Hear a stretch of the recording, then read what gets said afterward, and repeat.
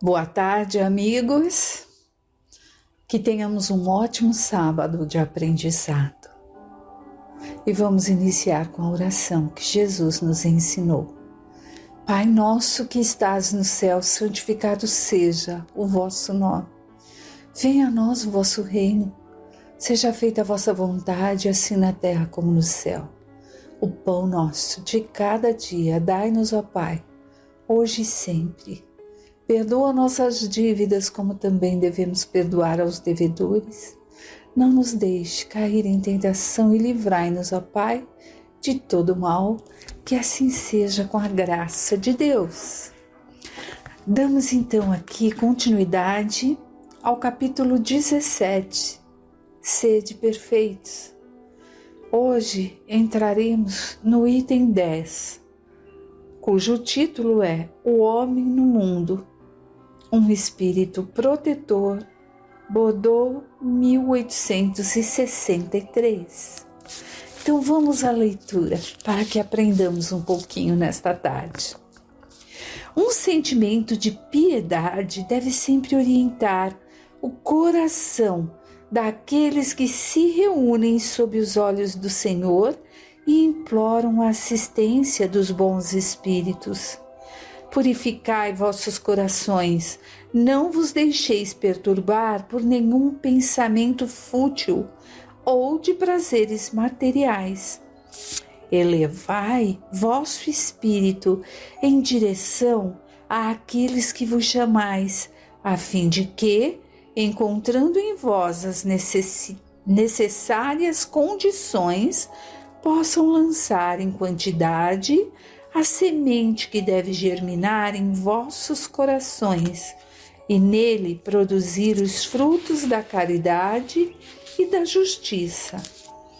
Não acrediteis, contudo, que, incentivando vossa dedicação à prece e à evocação mental, desejamos vos levar a viver uma vida mística, que vos coloque fora da lei da sociedade, onde estáis obrigados a viver. Não, vivei com os homens de vossa época, como devem viver os homens, mas se renunciardes às necessidades ou mesmo às banalidades do dia a dia, fazei-o com um sentimento de pureza que possa santificá-las.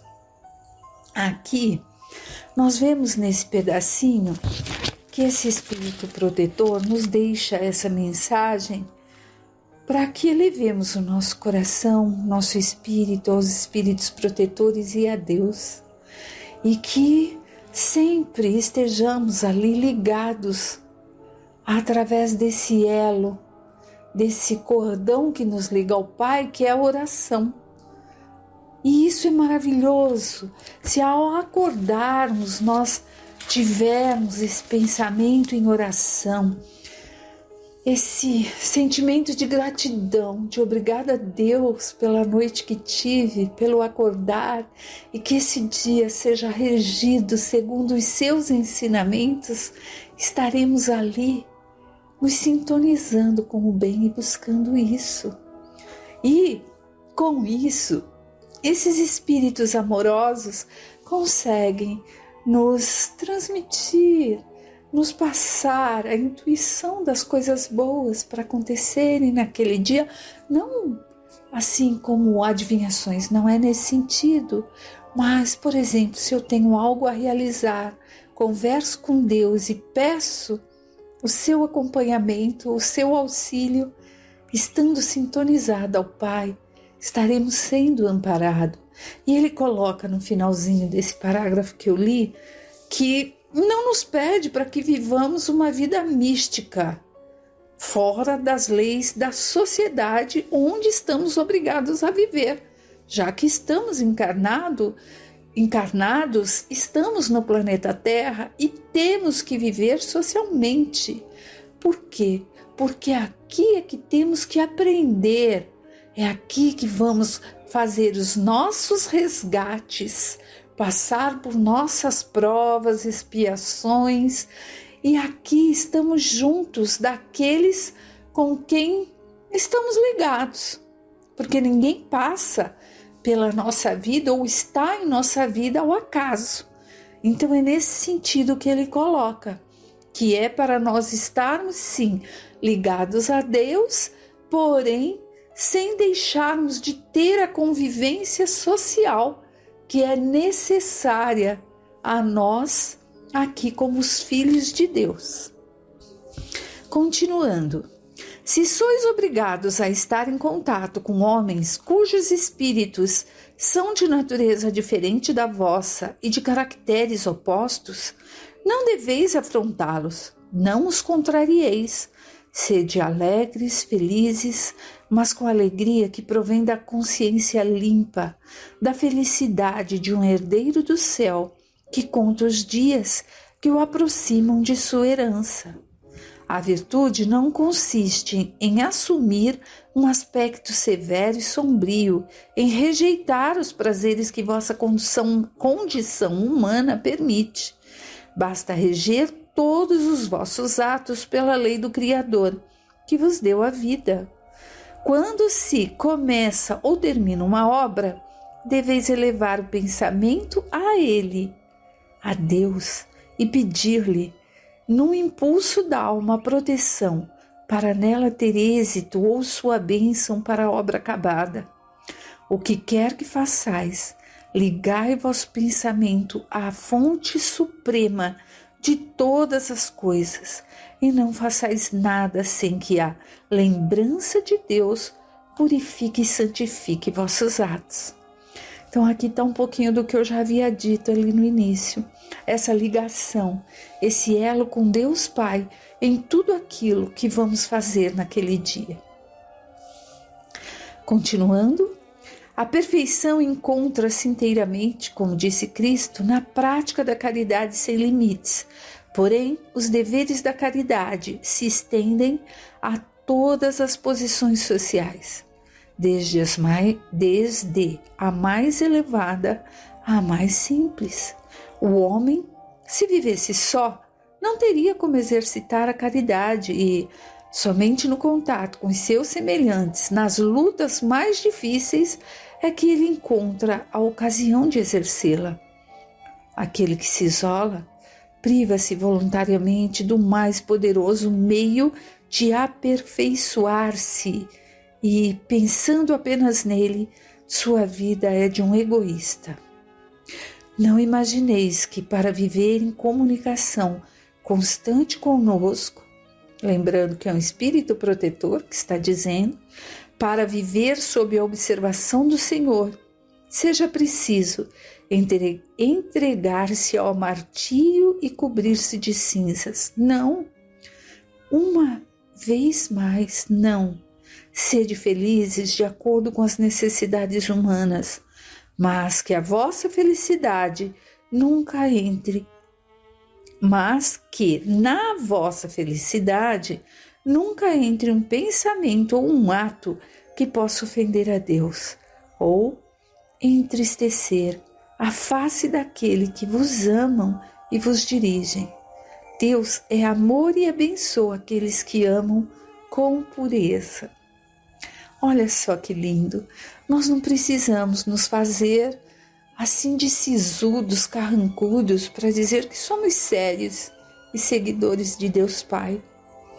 Nós estamos no mundo para viver aqui e nos exercitar como cidadãos que somos na convivência com o nosso próximo.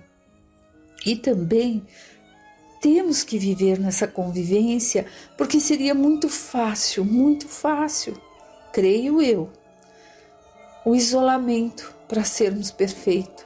Porque ali não estaríamos tendo contato com aquelas pessoas com as quais temos que estar para compartilhar, para aprender, para auxiliar, para resgatar. E a caridade não teria como acontecer se estivéssemos isolados. Então, nós precisamos muito mesmo do elo de ligação com Deus Pai, sabendo que estamos como filhos encarnados de Deus na Terra e que temos que viver socialmente de uma forma digna, feliz, praticando os ensinamentos de Deus. Agora daremos início ao item 11, Cuidar do Corpo e do Espírito, Georges, Espírito Protetor, Paris, 1863. Será que a perfeição moral consiste na martirização do corpo? Para resolver essa questão, apoio-me nos princípios elementares e começo por demonstrar a necessidade de cuidar do corpo que, conforme esteja sadio ou doente, influi de uma maneira muito importante sobre a alma, que é considerada prisioneira da carne. Vejamos nesse início o que nós podemos tirar daqui. Será que nós precisamos nos machucar, nos martirizar para que estejamos ali com a moral em perfeição? Claro que não, nós sabemos disso. Eu acho que o item dessa questão é porque antigamente muitos dirigentes de seitas, sacerdotes, eles usavam, pelo que eu andei pesquisando, o machucar-se, o sacrificarem-se para que ali encontrasse a purificação da alma. Até hoje, às vezes, nós vemos algumas daquelas religiões que ainda os homens saem com uma bola de ferro, se batendo, machucando, se ensanguentando, para ali encontrarem o alívio que buscam da alma. Nós, espíritas, sabemos que não estamos aqui para julgar esse nosso irmão que ainda o pratica.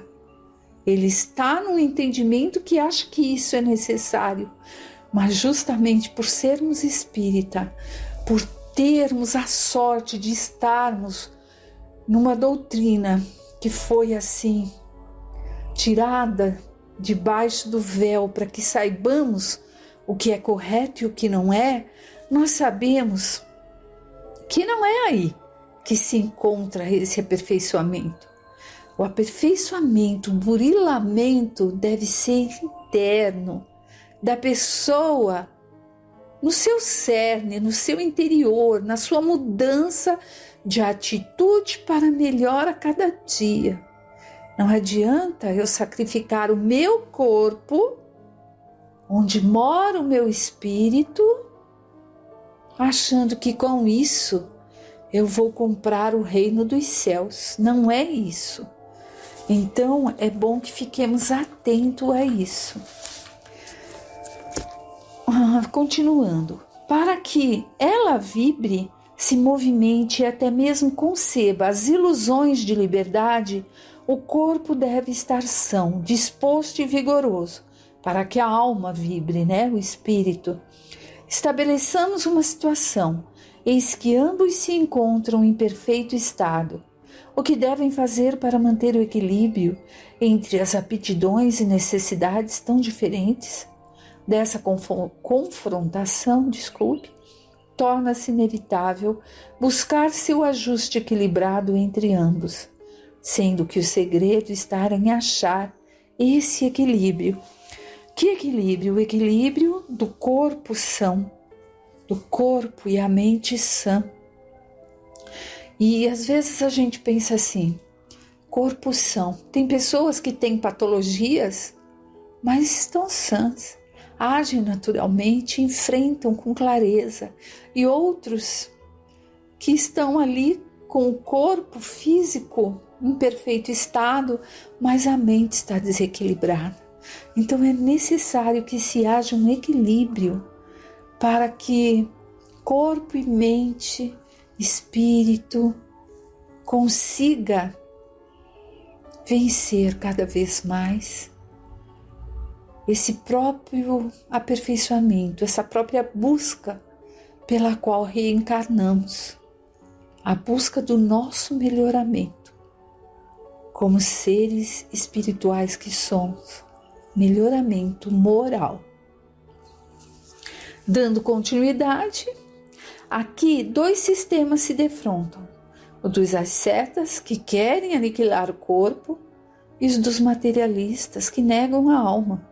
2 sistemas igualmente constrangedores, tão insensatos, tanto um quanto o outro. Ao lado dessas grandes correntes de pensamento, há um grande número de diferentes que, sem convicção e sem afeições, amam com frieza e não sabem se divertir. Onde, pois, está a sabedoria e a ciência de viver? Em nenhum lugar. Este problema ficaria inteiramente sem ser resolvido se o Espiritismo não viesse em ajuda dos pesquisadores, demonstrando-lhes as relações que existem entre corpo e alma, comprovando que são necessários um ao outro e é preciso cuidar de ambos. Amai, pois, vossa alma, mas cuidai também do corpo, que é instrumento da alma. Desconhecer as necessidades que a própria natureza indica é desconhecer a lei de Deus. Não castigueis vosso corpo pelas faltas que vosso livre-arbítrio o induziu a cometer, e das quais é tão responsável quanto um cavalo mal guiado é pelos acidentes que causa. Sereis por acaso mais perfeitos se, ao martirizar o vosso corpo, continuardes egoísta, orgulhoso, sem caridade para com o próximo? Não. A perfeição não está nisso. Ela se encontra nas reformas a que submetermos o vosso espírito. Dobrai-o, subjugai-o, humilhai-o, dominai-o. Este é o meio de torná-lo dócil à vontade de Deus e o único que conduz à perfeição. Bom, meus amigos, aqui nós vemos, como entendedores que somos um pouco dessa doutrina, que martirizar-se, sacrificar-se fisicamente não nos leva a nada. Não nos leva a nada. Não temos o direito de julgar aqueles que ainda estão nessas condições de entendimento. Mas nós, como espíritas que somos, jamais devemos agir assim, pois o que conta é a nossa conduta moral. A nossa conduta moral. Por exemplo, o jejum que muitas igrejas ainda seguem, a promessa, vou subir 1000 degraus, pois isso fará bem à minha alma. Se a pessoa se sente bem, tudo bem. Mas vai adiantar eu jejuar um dia todo, me sentir fraco, não ter condição de realizar os meus afazeres, achando que assim a minha alma, o meu espírito vai estar conseguindo se purificar? E no dia seguinte, eu vou lá, como tudo que eu tiver direito. Mas o pior de tudo, o pensamento que eu tinha continua sendo o mesmo. Eu continuo ali com os pensamentos difíceis, pensando mal dos amigos, de outros e outros. É isso que vai me fazer mudar moralmente? Me burilar? Não, não é. A nossa conduta moral não é a atitude física que vai nos trazer. Não é. Porque a mudança moral começa nas pequenas coisas, nas menores, para depois criar um comportamento moral construído que abrange as maiores coisas. E essas pequenas coisas onde nós temos a graça de conseguir estarmos ali com as pessoas que foram determinadas e escolhidas por nós, que é a nossa família, estão ali para nosso burilamento moral, dentro da nossa casa, no trânsito, naquele diálogo informal, porque quando eu mudo na minha vida doméstica, com aqueles que estão junto comigo todos os dias, eu estou trabalhando na minha essência, estou trabalhando no meu interior. Porque fora de casa, fora da convivência que eu estou ali, nasci ali para me reformar, para auxiliar e ser auxiliada com aqueles entes queridos, fora eu posso usar uma máscara de boa moça, da educação, da boa profissional, mas em casa, sem máscara, ali é que eu tenho que trabalhar a amorosidade, docilidade, o servir, o saber calar quando for preciso. Ali estaremos trabalhando na nossa essência, porque nós só iremos conquistar grandes mudanças quando começarmos nessas pequenas mudanças. Nessas pequenas mudanças que, graças a Deus, nós temos condições de colocar em prática com o marido, com os filhos, com os netos, sobrinhos, cunhadas, cunhados, com esses que estão mais próximos. Então é importante que nós tenhamos bem claro que devemos sim cuidar do nosso corpo, pois ele é o vaso que recebe o nosso espírito aqui e que o aprisiona enquanto estamos encarnados. E que aqui nós temos, o nosso espírito que é livre. Quando fora do encarne, ele tem que se contentar com os 5 sentidos. Então que saibamos de todo o coração, de toda a grandeza, de toda a força da alma, nos alimentarmos dia a dia com as páginas do Evangelho de Jesus, que com a graça do Pai tivemos a sorte de estarmos aqui podendo ler nesse tempo, que foi decodificado por Kardec. Vai saber quantas outras vezes até pudemos ter tido vontade, mas não tivemos a condição de fazê-lo. Então, amigos queridos, vamos praticar. Olha, parece que torna-se repetitivo, mas é dentro de casa que começam as mudanças. E é a partir dali, das pequenas conquistas de mudanças no nosso lado moral, que partiremos para as grandes mudanças também. Que Deus esteja com todos nós, que assim seja.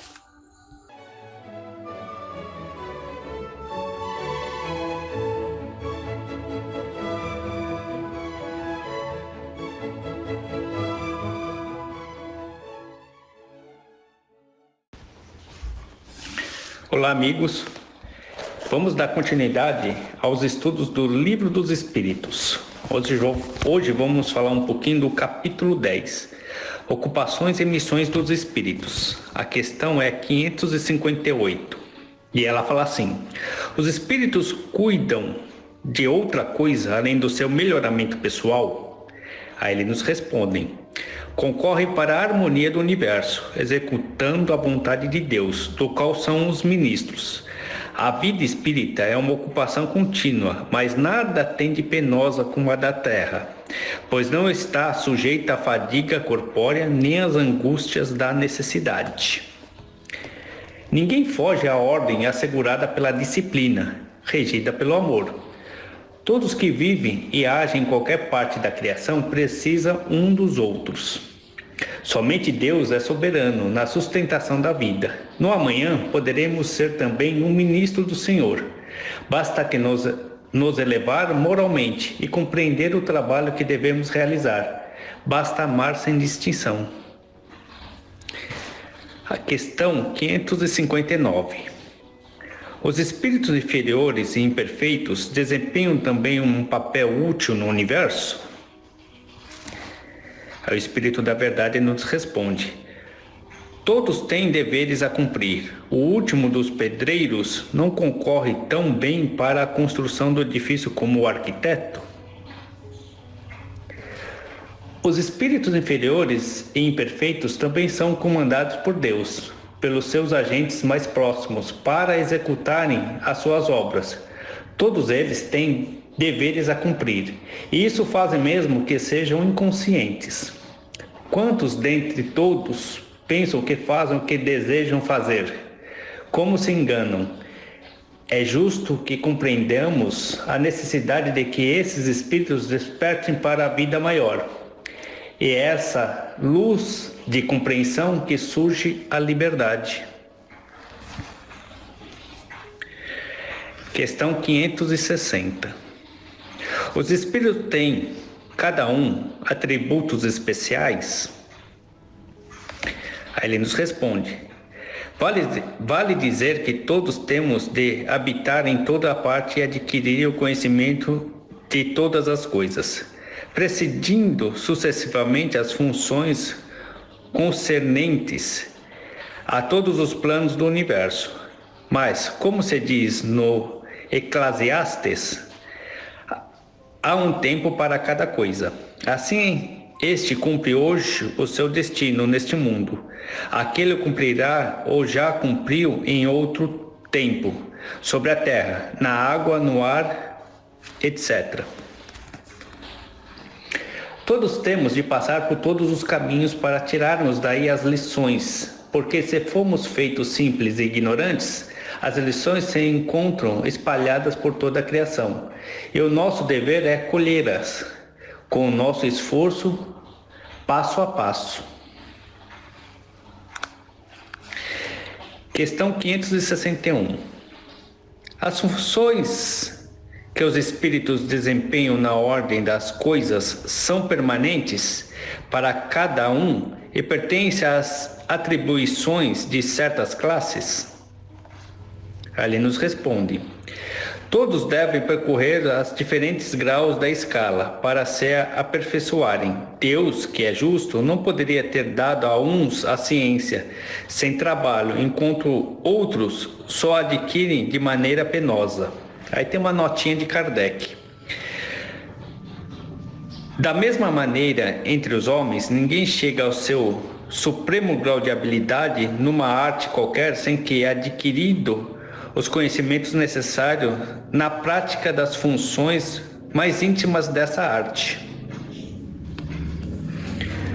Como podem uns espíritos passarem por determinadas dificuldades para evoluir e outros não? Pela resposta dos espíritos a Kardec, notamos que não há privilégio na criação de Deus. Todos passam por caminhos iguais, e se alguns se mostram felizes naquilo que para outros é sofrimento, a diferença está no tamanho da evolução, na quantidade maior de despertamento espiritual. Isso deve ficar bem claro para que não interpretemos que Deus ama mais a uns do que a outros. Todos somos iguais e temos as mesmas oportunidades de crescimento espiritual, mas vai depender do nosso livre-arbítrio, nossas escolhas. Questão 562.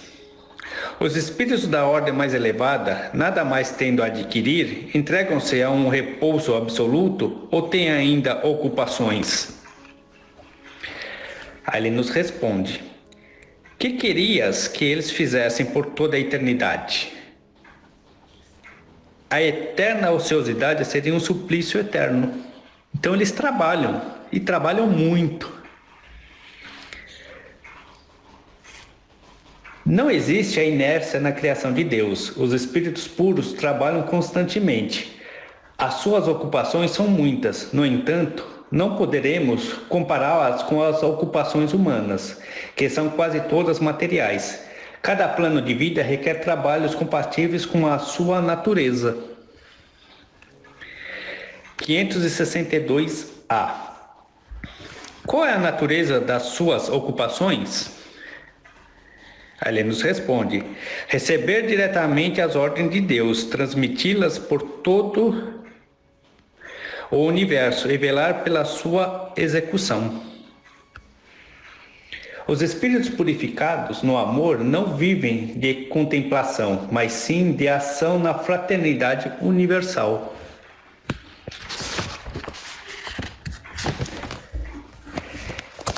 Questão 563. As ocupações dos espíritos são incessantes? Incessantes, sim, se entendermos que o seu pensamento está sempre em atividade, pois eles vivem pelo pensamento. Mas é necessário não equiparar com as ocupações de espíritos com as ocupações materiais dos homens. Sua própria atividade é um gozo pela consciência que eles têm de ser úteis.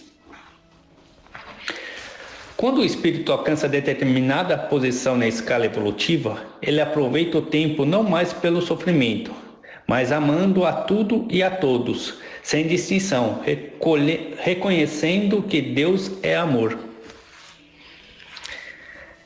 Questão 563A. Concebe-se isso para os bons espíritos, mas acontece o mesmo com os espíritos inferiores? E aí, o que vocês acham? Vamos ver a resposta. Os espíritos inferiores têm ocupações apropriadas à sua natureza. Confiais ao trabalhador braçal e ao ignorante os trabalhos do homem culto? Mesmo os espíritos inferiores não ficam inertes, eles fazem alguma coisa que a bondade divina determina. Como em uma grande obra no mundo, é necessário o trabalhador, desde o mais humilde servente até o mais hábil engenheiro. Deus se serve de todos, somos filhos nascidos do mesmo Pai amoroso, que não se esquece nas minúsculas coisas ao homem, do anjo à corte de ministros que o cerca, irradiando o puro amor a todos. Todos nós somos filhos de Deus, né? Questão 564. Entre os espíritos há os que são ociosos, ou que não se ocupem de alguma coisa útil? Ali nos responde: sim, mas esse estado é temporário e subordinado ao desenvolvimento da sua inteligência. Certamente que há, como entre os homens, vivendo apenas para si mesmos, mas essa ociosidade lhe pesa e cedo ou tarde o desejo de progredir lhe faz sentir a necessidade de atividade. E são então felizes em poderem tornar-se úteis. Falamos de espíritos que atingiram o ponto necessário para terem consciência de si mesmos e de seu livre-arbítrio, porque em sua origem eles são como crianças recém-nascidas, que agem mais por instinto do que por uma vontade determinada. De fato, existem espíritos ociosos, preguiçosos, que não desejam trabalhar. Pela expressão do assunto, nos parece que esses espíritos estão na quietude total, correto? Mas não, os espíritos que nada desejam realizar estão progredindo, embora muito lentamente, sem a sua participação e sim pela força do progresso universal, que é a bondade do Criador. Nada na criação fica parado eternamente. O próprio tempo se encarrega de despertar os que ficam estacionados, estruturando tudo na sequência espiritual e dando a tudo condições de engrandecer-se para Deus. Questão 565. Os espíritos examinam os nossos trabalhos de arte e se interessam por eles? E aí, o que vocês acham? Aí ele nos responde: examinam o que pode provar a elevação dos espíritos e seu progresso. Os espíritos elevados atentam para o trabalho honesto. A arte é um dom que a alma desenvolve e já existente já existente no seu celeiro de vida. O pintor, o escritor, o escultor, enfim, em todos os trabalhos compreendidos pelo homem que tem o traço do progresso, os espíritos puros os assistem, dando melhor brilho a esse exercício, para mostrar cada vez mais a beleza daquilo que pode fazer o homem evoluir. Questão 566. Um espírito que teve uma especialidade na Terra, um pintor, um arquiteto, por exemplo, se interessa de preferência pelos trabalhos que constituíram objeto da sua predileção durante a vida? Aí ele nos responde: tudo se confunde num objetivo geral. Se for bom, se interessará por ele, na proporção que lhe permita ajudar a elevação das almas a Deus. Esqueceis, aliás, que um espírito que praticou uma arte na existência em que o conhecestes pode ter praticado ou em outra existência, porque é necessário que tudo saiba para tornar-se perfeito. Assim, segundo o seu grau de adiantamento, pode ser que nenhuma delas constitua uma especialidade para ele. É isso que eu entendo quando digo que tudo se confunde num objetivo geral. Notai ainda isto: o que é sublime para vós, em vosso mundo atrasado, não passa de infantilidade, comparado com o que há nos mundos mais avançados. Como quereis que espíritos que habitam esses mundos, onde existe artes desconhecida para vós, admirem o que para eles não é mais do que um trabalho escolar? Já o disse, eles examinam aquilo que pode provar o progresso. Os dons ou talentos inerentes ao espírito vão despertando e crescendo para a vida enquanto é preciso. O espírito dedica-se, por vezes, em muitas reencarnações, a uma arte e tem tendência para essa arte. Entretanto, quando ele não mais precisa de estudá-la, passará para outra. Pode dar-se que o seu interesse mude de repente para outra, onde deverá buscar novas fontes de saber, novos aprendizados. A perfeição é um conjunto de conhecimentos espirituais adquiridos pela criatura e que Deus sabe ser necessário para cada indivíduo. Se todos somos iguais, todos temos esses dons guardados no fundo da consciência, que se reflete na mente quando necessário, para que possamos nos evidenciar em busca da perfeição de acordo com a evolução de cada ser. Questão 566A. Concebemos que assim deve ser para espíritos bastante adiantados, mas falamos de espíritos mais vulgares, que não se elevaram ainda acima das ideias terrenas. Aí ele responde: para esses é diferente. Seu ponto de vista é mais limitado e pode admirar aquilo mesmo que admirais. A perfeição ou total despertamento das qualidades espirituais é um conjunto de talentos aflorados em exercício, fornecendo a felicidade à alma que se esforça para buscá-la. Questão 567. Os espíritos se imiscuem algumas vezes em nossas ocupações, em nossos prazeres? O Espírito da Verdade responde: os espíritos vulgares, como disseste, sim, estão incessantemente ao vosso redor e tomam parte às vezes bastante ativa naquilo que fazeis, segundo a sua natureza. E é bom que o façam, para impulsionar os homens nos diferentes caminhos da vida, exercitar ou moderar as suas paixões. Aí tem uma nota de Kardec. Os espíritos se ocupam das coisas deste mundo na razão da sua elevação ou da sua inferioridade.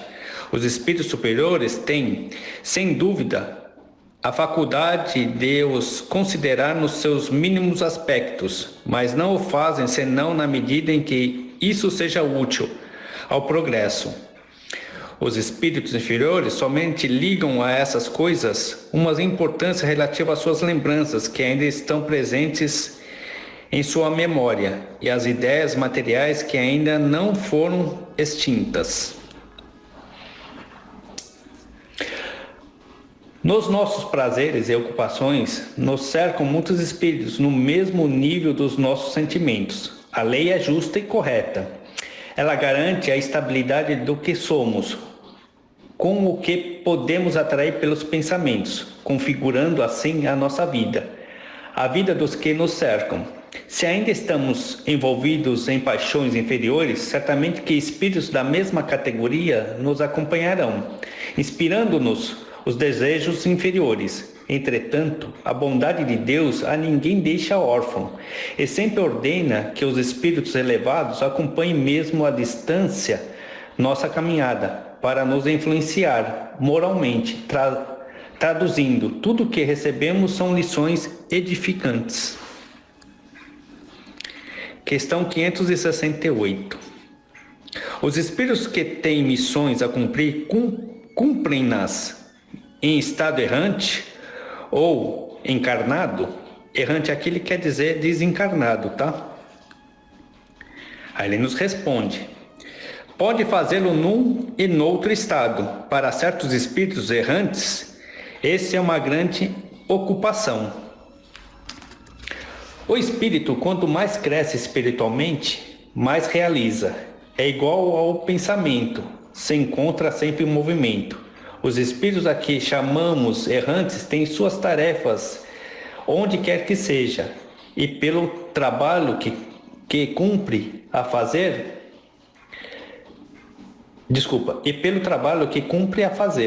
que vão alcançando sua libertação. Questão 569.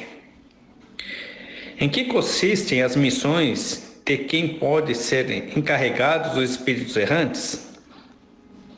Ele nos responde: são tão variadas que seria impossível descrevê-las. Existem, aliás, as que não podereis compreender. Os espíritos executam a vontade de Deus e não podeis penetrar todos os seus desígnios. Aí tem uma notinha de Kardec. As missões dos espíritos têm sempre o bem por objetivo, seja como espírito, seja como homem. São encarregados de ajudar o progresso da humanidade, dos povos ou dos indivíduos num círculo de ideias mais ou menos largos, mais ou menos especial, de preparar as vias para certos acontecimentos, de velar pela realização de certas coisas. Alguns têm missões mais restritas e, de certa maneira, pessoais ou inteiramente locais, como de assistir os doentes, os agonizantes, os aflitos, de velar pelos que estão sob a sua proteção de guias, de dirigi-los pelos seus conselhos ou pelos bons pensamentos que lhes sugerem. Pode-se dizer que há tantos gêneros de missões quanto as espécies de interesses a resguardar, seja no mundo físico ou no mundo moral. Os espíritos se adiantam segundo a maneira por que desempenha a sua tarefa. Se Deus concedeu fazer o que estamos fazendo, são lições que devemos aproveitar, procurando fazer a nossa parte bem feita, aprimorando nossas qualidades espirituais. A cada dia que passa, os espíritos que desejam servir são aproveitados nos serviços compatíveis com sua evolução, e nesse labor eles vão crescendo, de modo que sua libertação e a conquista da sua paz de consciência cada vez fica mais perto. Questão 570. Os espíritos compreendem sempre os desígnios que estão encarregados de executar? Ele nos responde: não, Há os que são instrumentos cegos, mas outros sabem muito bem com que objetivo agem. Os trabalhos dos espíritos são diversos, mas nem todos os espíritos são conscientes do que realizam. Os mais ignorantes são instrumentos cegos. São dirigidos pelos espíritos mais elevados, almas mais experimentadas. Questão 571. Só há espíritos elevados no cumprimento de missões? Ele nos responde. A importância das missões está em relação com a capacidade e a elevação do espírito. O estafeta que leva um despacho cumpre também uma missão, que não é a do general. A grande importância das missões corresponde à capacidade do espírito que a desempenham. Todos, sem exceção, somos missionários, por sermos filhos de Deus, com os mesmos deveres e direitos. Todavia, cada um se encontra em uma escala diferente, desempenhando o que lhe cabe fazer. Deus paciente espera que despertamos as nossas qualidades, que Ele mesmo depositou em nosso íntimo. Quem se encontra nos primeiros passos não deve esmorecer. A vida é eterna. Os caminhos são muitos. A criança não precisa se desesperar por ser criança, pois o amanhã o aguarda. Assim deve proceder o trabalhador, nos seus primeiros sinais de realizações morais. Deus está vendo tudo, e tudo vê com amor de Pai. Questão 572. A missão de um espírito que lhe é imposta ou depende da sua vontade? Ele nos responde. Ele a pede e alegra-se de a obter. Ele pede. Graças a Deus e pela sua bondade temos os mentores espirituais encarregados das programações das vidas sucessivas. Sabe avaliar, ajudando o espírito que pede uma missão em uma escolha proveitosa, de sorte que o candidato à volta melhore moralmente as suas condições espirituais. Olha aí de novo. Pedimos, na hora que chega aqui esquecemos tudo, desesperamos, mas está tudo sob controle. Questão 572A. A mesma missão pode ser pedida por muitos espíritos? Ele nos responde, sim, há sempre muitos candidatos, mas nem todos são aceitos.